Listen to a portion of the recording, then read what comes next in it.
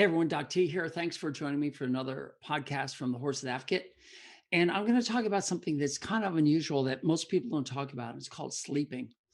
Um, we don't understand a lot about sleeping on horses. I don't think too many people have done much research in sleeping on horses, but they have done sleeping studies on humans for sure. And and sleeping is interesting. And I don't think we spend any time thinking about it with our horses. So I'm going to try to address it a little bit because I think that there are some factors in the sleep cycles of horses that I'm going to make assumptions with based on human sleep cycles. By the way, I have decided over the past month to watch my sleep cycles. I've got a sleep monitor on my wrist. It connects with an app on my phone. And I look at my sleep cycles and my heart rate and how refreshed and ready I am for the next day. How much sleep do I think I really need? But there's a couple of things I want to go over that I think are essential. First, sleep has been described in every animal on the planet. Now, when I say every animal, they have found sleep cycles in worms, in insects, in fish, birds, and of course, humans and all other domestic animals. They have seen sleep cycles. I don't think that there's any discussion that needs to be made that all animals sleep. And when you think about it, other than eating and reproducing, sleep is like the big one. I mean, for humans, they say 8 hours. Now, I know some of you say I can get by with 4, 5, 6, 7. Some people say, no, I need 8, 9, 10, 11 hours of sleep. Some of you older women say, I don't sleep at all. Sleep? Oh, yeah, I remember that before my first child was born. But let's put all the joking aside. We all sleep, even if it's an afternoon nap, even if it's like 2 hours and then I'm up and doing something, and another 2 hours and I'm up and do something. We all have these sleeps, plural of sleep. We all have a period of our life where we sleep. And on average, it's 7 to 9 hours in humans. Certainly 8 hours is the plumb time. And I've experimented with this. I've done less for a long period of time. For crying out loud, I was a vet student. We lived on no sleep. And I don't think anybody's actually looked at horses to understand what their sleep cycles are about. And what's interesting is there are a lot of people who talk about narcolepsy in horses. And I'll touch on that toward the end, but I don't want to talk about it right now. I just want to talk about what a sleep cycle is. And a sleep cycle goes from being fully awake all the way down into deep sleep cycle. And they set out different patterns that they call delta waves or theta waves or some Greek alphabet, which I always get confused on. So I always wonder what's what. But according to my sleep app, I'm either awake, I'm in a light sleep, or I'm in a deep sleep. And what's fascinating is in humans, we have cycles. So the cycle goes up and down throughout the night between light sleep and deep sleep. And you can even wake up during your light sleep. Some of us go to the bathroom. Some of us go out to the kitchen and get something to drink. Some of us just lay there thinking about the next day and what we have to do. We're fully awake. And then suddenly 3 or 4 hours have passed and you've overslept your alarm. And you're like, what just happened? I don't think we have to worry about horses, but horses get alarms too. And these alarms are the lights on the barn just suddenly coming on when it's still dark outside. I wonder what that does to sleep cycles in horses. Disruptions of any sort of a sleep pattern is possibly damaging to horses. Leaving the radio on all night, leaving a barn light on or an outdoor light where they don't have full darkness. We know that this affects humans. And I wonder what it does to horses. I'm just wondering. I don't know. I'd love to have some people talk to me and say, look, we've done experiments and my horse needs the darkness of night. We learned to turn off the light outside. So What drives sleep? In humans, there are two factors that drive sleep. The first is something called the circadian rhythm. And all animals have a circadian rhythm. This is a genetically determined cycle of when we're awake and when we're asleep. And it's fascinating because the length of the cycles and how many times it goes up and down in the 24-hour period varies. But in humans, there's a double cycle where we have a time of being alert, and then we have an afternoon where it kind of drops, and then it comes back up, and then it falls down. And what's interesting is scientists have actually gone into caves thousands of feet deep where there's no anything, there's no radio waves, there's no light, there's nothing. And they've experimented by just living down there without any other stimulus, and the circadian rhythm remains. So it's not brought on by the circling of the sun, or circling around the sun, or the daylight, anything like that. It's electromagnetic waves that they can tell. Nobody understands, but we do know that there are certain circadian rhythms that are unique to humans. And humans, you're either a night owl, which means you stay up late, and then finally you feel like you want to fall asleep at 11, 12, 1, 2 in the morning. Or you're an early bird, which means you fall asleep on the couch at 8 o'clock at night, but you're ready to get up at 4, 5, 6 o'clock in the morning, bright-eyed and bushy-tailed. And that's your circadian rhythm. And that's genetic. And there are tests that you can take online that will, after answering a bunch of questions, will determine what type of circadian rhythm you are. But most of us already know. For me, I am an early bird. I get up early. I like doing stuff in the morning. I like the quiet time. I'm very productive in the morning. And usually by 9 o'clock, I'm ready to check out. Certainly 10 o'clock, my bedtime. That's it. I'm done. But as a veterinarian, we've learned to work 24/7. Some of us emergency responders, doctors and EMS and ambulance drivers and uh, military personnel who are on round the clock. You name it. There's so many. Even tow truck operators. They're all on a cycle 24/7. If you're a 24-hour diner, the people who are cooking are going to be there at 3 in the morning, awake, working.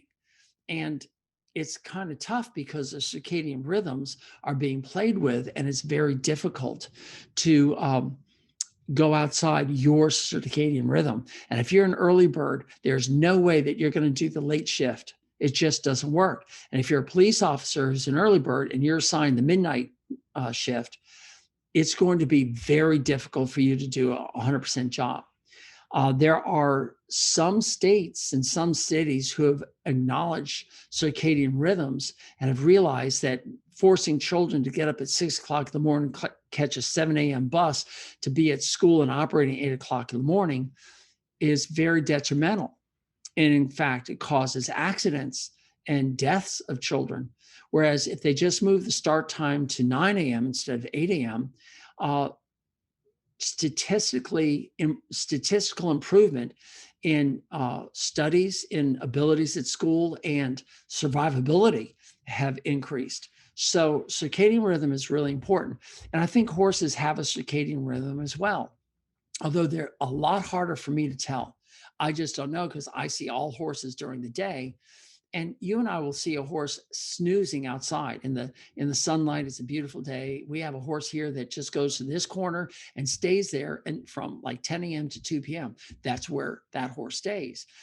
She's a grumpy girl, doesn't like socializing, doesn't like people too much, but has such a routine and a pattern. You can almost predict. You just look out and see where she is and know what time it is. So she's got a rhythm that she listens to, but she's not forced to do anything.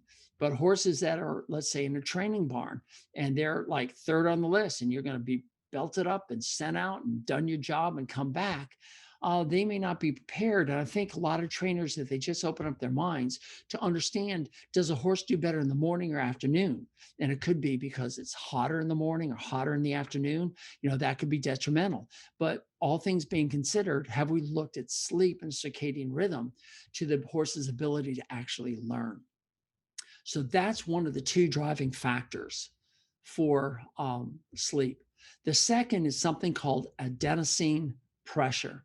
Now, adenosine, if you might recall in our nutritional studies, is the A in the termed ATP and ADP and AMP, adenosine triphosphate. Well, adenosine gets loose in your system and is circulating in your blood and goes up to the brain where we have adenosine receptors.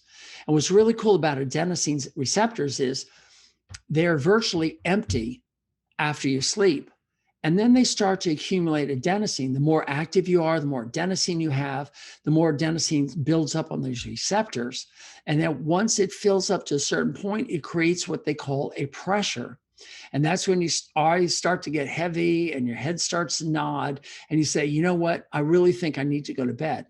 And it's a combination of your circadian rhythm and the adenosine pressure that if they're in synchrony, you'll fall asleep fast, and you'll have a good night's sleep. And once you find out what works for you, that's really good. But we screw things up in humans. For instance, if we're night owls and our circadian rhythm says, I need to go to bed at 1 a.m, but your job requires you to be up at 6 a.m., that 1 a.m, 6 a.m. is only 5 hours. It doesn't give you enough time to go through your sleep cycles and clean your brain out and clear up the adenosine receptors. So you can't wake up. You sleep through your alarm, or if your alarm's good enough, you're groggy. You're not really fully functional until almost noon, which is a great example is my son. He's a night owl, and yet he was being forced to get up to go to school at the early hours, and it didn't work for him. And we pulled him out and homeschooled him so he could follow his circadian rhythm. And we used to joke, he'd get up at the crack of noon. But that was his rhythm. And so he's awake and ready to go. And to this very day, his best work is done between midnight and 3 a.m. That's just him. Why fight that? All right. So we don't know what the circadian rhythms are for horses. And we certainly don't understand adenosine pressure, but it works in the horses too. And I think if you're having trouble with a behavioral horse, if we step back and look at this fraction of sleeping that is so important for every animal on the earth, I think one of us who's listening to this is going to be interested and start doing some more observations, because I don't see it. I don't have enough horses in my purview. I just have horses that are there between 8 and 4 or 5 in the afternoon that are getting their teeth done. And I don't get to see all these stages, but I'm sure that they are there. And I'd be interested to hear from some of you. Of course, you becoming a member of the Horses Advocate would be really cool, because then you could contribute to this discussion. And I think that would be really cool. But another shameless plug, let's move on. Those of you who drink coffee or caffeinated products, including tea, caffeinated beverages, soda, whatever you want to call it, or even a caffeine pill, or these energy drinks with caffeine, guess what caffeine does? It goes to these adenosine receptors in the brain and they block them. And when the adenosine receptors are blocked, the adenosine pressure never registers. So you have this accumulation of adenosine in your blood, but it's not blocking, it's not binding the receptors. So you never feel the pressure. So you stay awake and alert. And that's great until the caffeine leaves. And when it leaves, now all of a sudden this adenosine just globs right on, and you have that crash, that afternoon crash, where you say, oh, I can't even keep my eyes open. I need another cup of coffee, which will go in and block the receptors and allow you to keep going. But the problem is you never get that signal to fall asleep. And even though your circadian rhythm is saying, hey, it's 9 o'clock, bud, you need to fall asleep, you're wide awake, so involved with the TV show, which bachelor is going to sign on to this girl, and so you're wide awake and you stay up for the Monday night football game on the East Coast that goes at 11 or midnight, and you're wide awake, and all of a sudden it's midnight and the adenosine pressure has finally hit you, and your circadian rhythm is like 3 hours earlier, and you crash, and then you get up at 6 o'clock in the morning to go to your 7 o'clock, leaving for your commute to the 8 o'clock job, and you're dragging your butt behind you 27 miles behind. And that's what's happening. But there's even more. Now, again, I'm telling you what happens in humans and suggesting that the same thing happens in horses. Not that we feed them caffeine or caffeinated products. We don't. At least I don't think we do. Some of you probably throw a Red Bull in, or iced latte you throw in there because it's so sweet and filled with sugar and you don't want it, so you give it, and the horse likes it and laps it up. So they might get an occasional hit of caffeine, but I don't think that's really an important thing.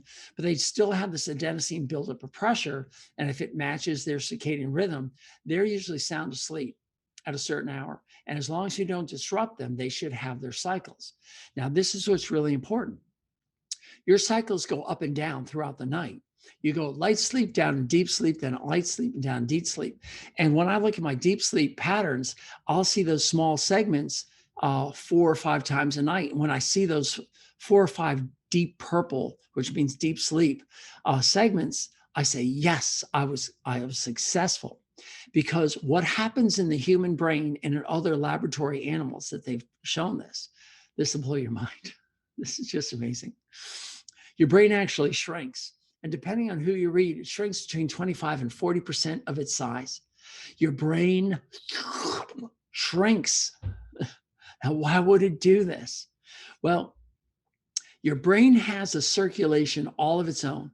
There's something called the blood-brain barrier that keeps blood very compartmentalized in your brain, and it's a whole different system.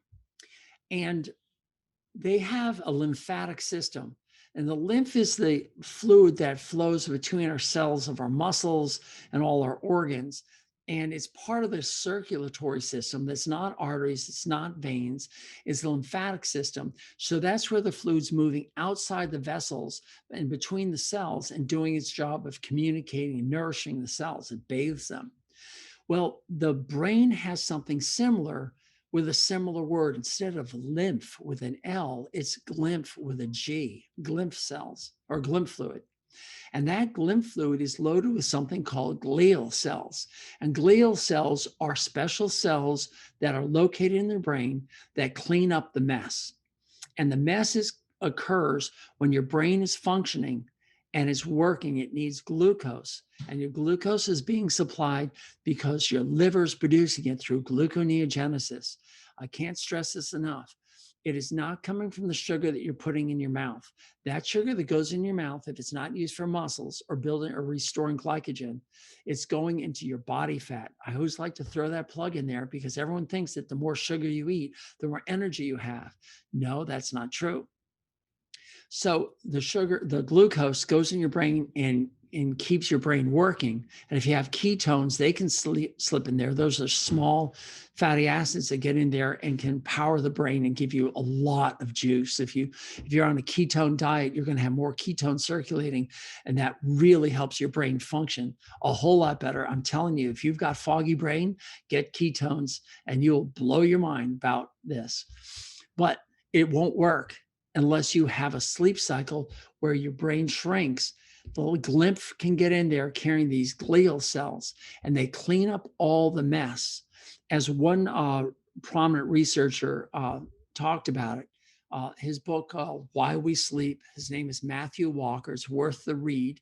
He also has a masterclass. If you have masterclass as an app and you subscribe to it, you can listen to him and watch him go through it. But I think his book is a little bit better. He has multiple podcasts where you can learn all this information.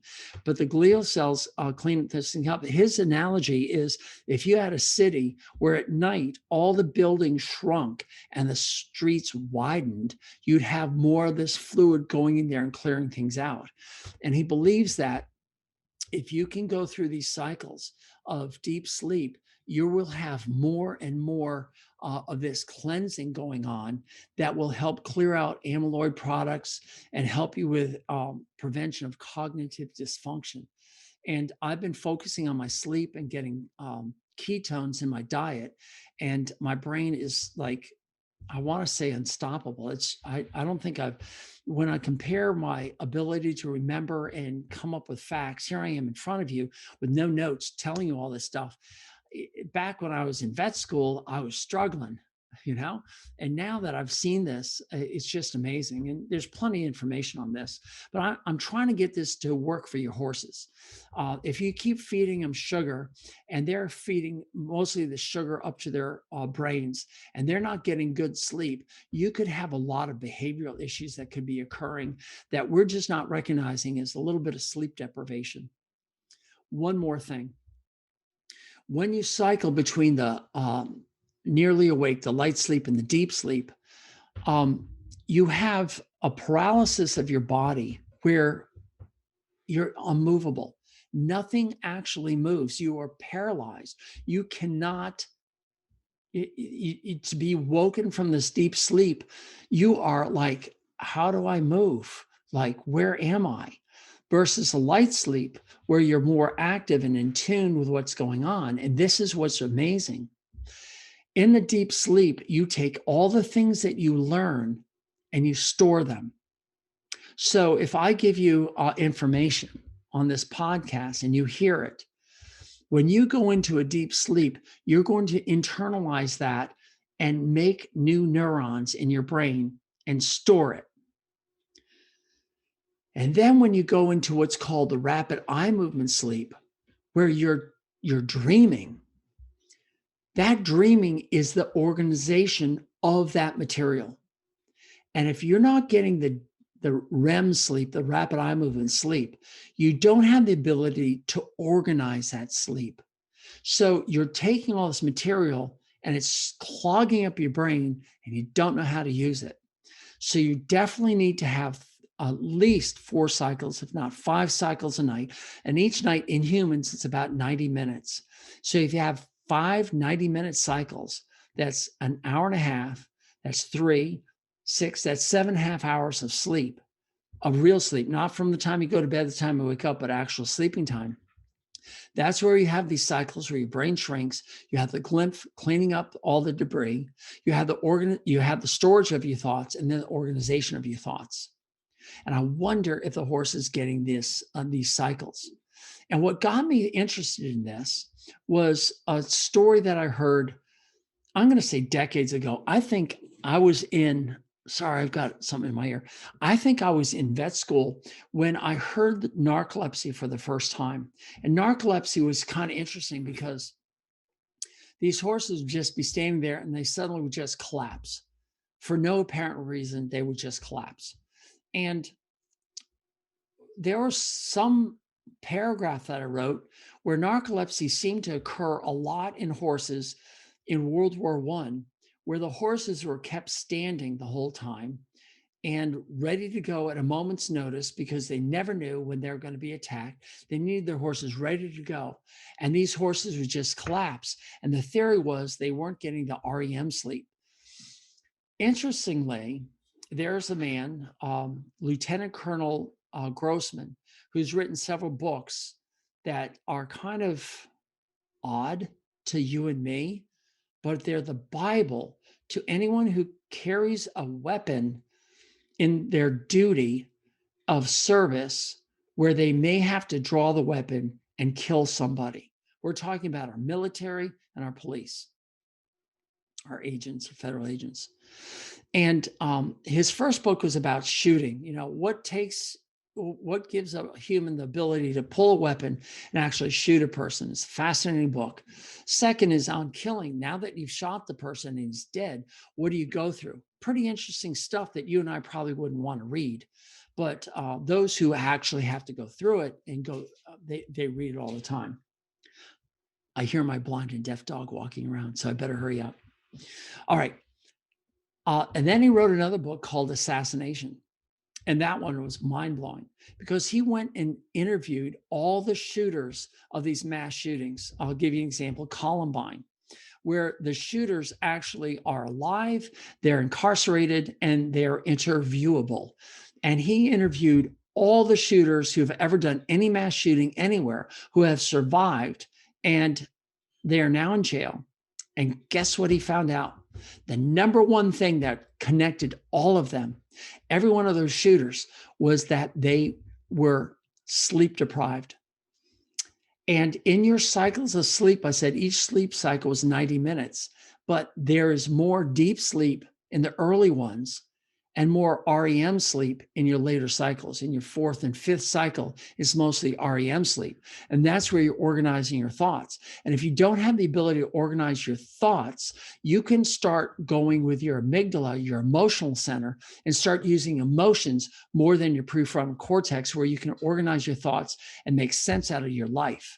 Anxiety, depression, all these things that are emotional, cause emotional distress in people, can be linked back in many to lack of sleep, and sleep deprivation is amazing. So here I go back to horses. Here we have some horses that are beautiful, willing partners. They do their job. They're amazing. And then we have some that just never get on board. They just don't seem to get it. They're not there. They're just like, you don't know how to break through their wall. And my question is, could it be sleep? Could this cycle, these cycles that they need, not be there? Why aren't they there? Is it because you have a light on, music playing, you're waking them up too early, you're not feeling their circadian rhythms, they don't feel safe? They need, I just heard thunder. This is amazing. We're having a huge thunderstorm outside. I better hurry up before the electricity goes off. But do they not feel safe? Do they need a companion? So when they're laying down sleeping, they know that someone's watching over them and protecting them. There's a lot of theories behind circadian rhythms in humans, where the night owls stay up and protect those early birds who fall asleep. And so they have somebody on duty at almost all times. Interesting theory. I wonder if it applies to our horses as well. And this narcolepsy / cataplexy is, here I am talking to you. Next thing, I'm sound asleep, flat out with no warning. Boom, that's cataplexy. I'm going to call it in horses sudden falling down, because nobody even knows. Their thoughts were that they weren't getting REM sleep. They weren't organizing their thoughts. They weren't prepared. And so here they are standing, forced to stand, and they absolutely collapse as they're trying to get in their deep paralytic form of sleep, where they just fall down. And I think it's a valid understanding of it. There's another podcast I listened to. A big shout out to this gal, a veterinarian, I think up in Minnesota, whose name I just can't remember right now. But she believes that it is the stay apparatus of the front limb that's failing for whatever reason. And she believes it's pain in these horses. These horses have pain, so they just want to move and get away from pain. It breaks their stay apparatus. And the stay apparatus in horses allows them to stand and sleep at the same time. And side note, as a student in vet school, I took the hind limb off a dead horse, and I stood it up. At the hip socket. So I had from the hip all the way down the hoof, and I locked the patella, and I could put all my weight on that horse's ball and socket joint, and the leg stayed solid. It did not collapse. And as I reached up and unhooked the patella, which is the kneecap, I unhooked it from its attachment. The whole leg collapsed to the floor because the stay apparatus was gone. No one is sure of how the stay apparatus works in the front leg. We just don't know. But these narcoleptic horses like to lean up against the wall to stabilize themselves, so they break their fall, or they can prevent this from happening. It's almost like they're sitting in a chair if they could. And she believes that it's pain that's causing it. I don't know if that's it, or if there's a sleep problem, or in their deep dream sleep, they decide they want to go for a walk, and they start to move when they should be paralyzed.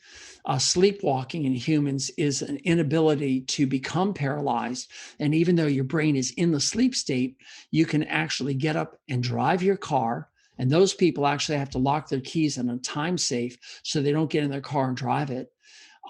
They have actually seen rape cases where the man usually is sound asleep and has no idea he's raping the woman. And there's the famous case in New Jersey where the man got up, drove to his parents' house, who he absolutely adored and loved, and stabbed them to death in his sleep. And they were able to prove that he had a very bad sleepwalking problems. So he was unable to paralyze himself, which is what you need to do during your certain times of sleep.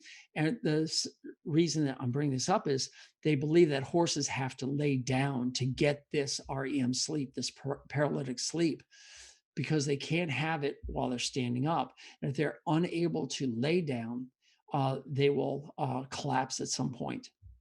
But I don't think all the information is there yet to make a clear connection. So this whole podcast is to bring you up to speed on what sleep is, how it is studied in humans, and where it could be with horses. Just some thoughts about it. Do they have sleep cycles? Do they have circadian rhythms? Do they need to have their REM sleep and their deep sleep states? How many cycles do they need? Do their brains shrink during the shrinkage of the sleep stage? Nobody knows. But I'm suspicious that as long as we're keeping a horse stabled, we have the potential to be breaking their normal sleep cycles. And I think we need to be aware of it as trainers, as veterinarians, and include it in our list of differentials. Is this horse being sleep deprived, and can we improve their sleep state, and how can we study it? I don't have any answers. I have zero. But that's what the Horses Advocate membership site is all about, where you can come together and bring your ideas and discuss them and see what other people have to say. So click that link and become a member and join us today so we can get the discussion going, so we can help the horse thrive in the human world. All right, that's Doc T, another episode podcast, The Horse Advocate. I'm so glad. I'm so grateful. You have no idea. I'm so appreciative. It's what drives me to giving all these ideas. And I hope that some of these ideas spark something in one or two of you, and you start asking other people who ask other people, and maybe we'll start getting some of these answers. Anyway, Doc T, thanks. I'll see you over on the next one. Bye.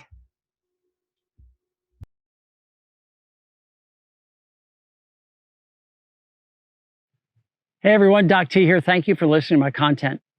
Would you do me a huge favor? Would you please subscribe, comment, like, thumbs up, and give a star review? However it's presented to you, I want you to do that. There's two reasons. The first, of course, is to improve this product. This way I know what you like, what you don't like, what I can improve upon, what topics you want me to cover. But more importantly, it's also going to help others find me. And by doing that, you are now engaged in this mission of helping horses thrive in a human world.